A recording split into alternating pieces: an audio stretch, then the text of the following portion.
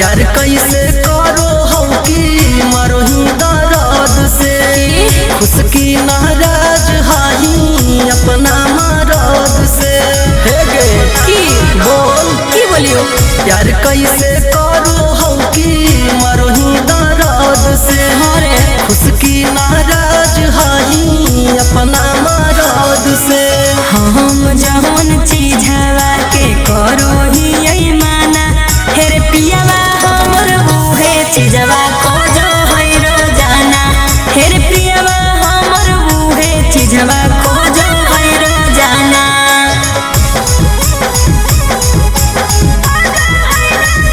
Music by Arya Sharma.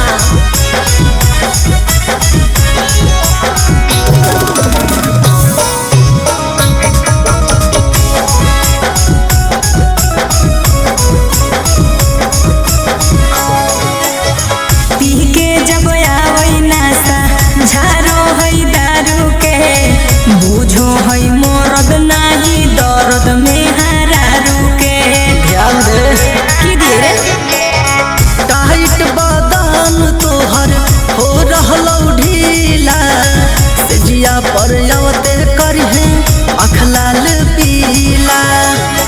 करो ही यही माना तो खा है नहीं खाना हेरे पियावा हमर बूहे चीजवा को जो है रोजाना हेरे पियावा हमर बूहे चीजवा को जो है रोजाना।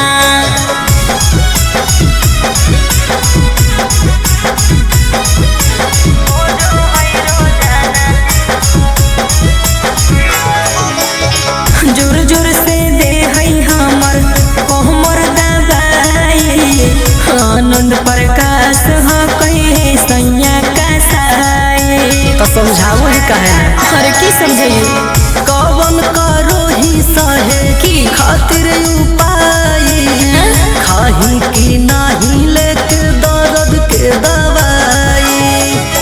जब जब सुनो हो कोई सूरज सिंह वाला गाना हेर पियावा हमर बूहे चीजवा को जो है रोजाना अरे पियावा हमर बूहे चीजवा को जो है रोजाना।